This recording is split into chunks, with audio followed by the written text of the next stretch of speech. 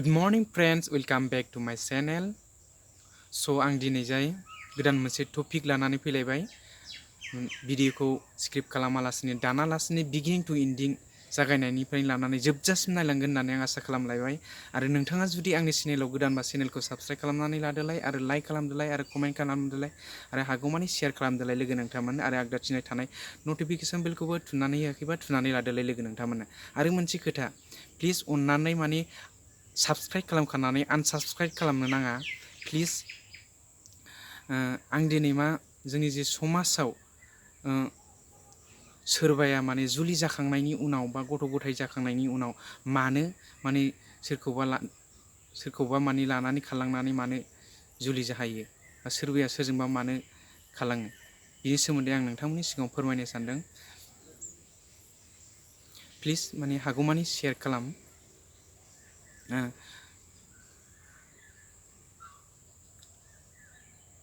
खोनासं लोगोफोर, गिबियावनो नोङो गार्डेननि मेन आयदाखौ नों बुजिनानै लाग्रोनांगोन आरो। जेनेरेटर होनदों, जोनोमगिरि बिमा बिफा जानानै आं जोनोमगिरि बिमा बिफा जानानै आन्डारटेकेन खांगिरि जानानै एडमिनिस्ट्रेसन गथ' गथायखौ एडमिनिस्ट्रेसन सासनगिरि गथ' गथायखौ नोङो नोजोर लाखिनांगोन।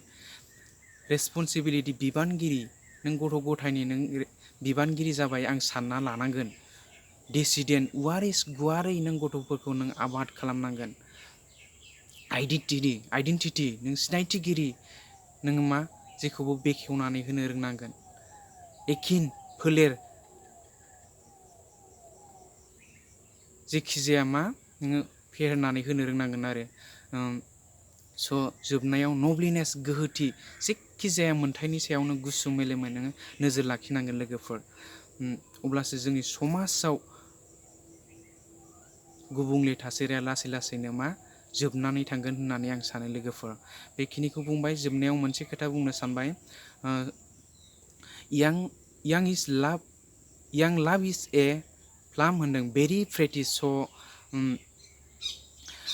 फैबाय थानाय समाव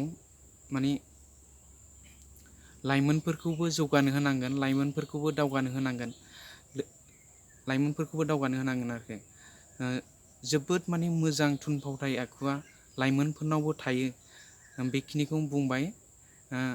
थेंक्स फर वाचिं, बाय बाय, खुलुमबाय लोगोफोर।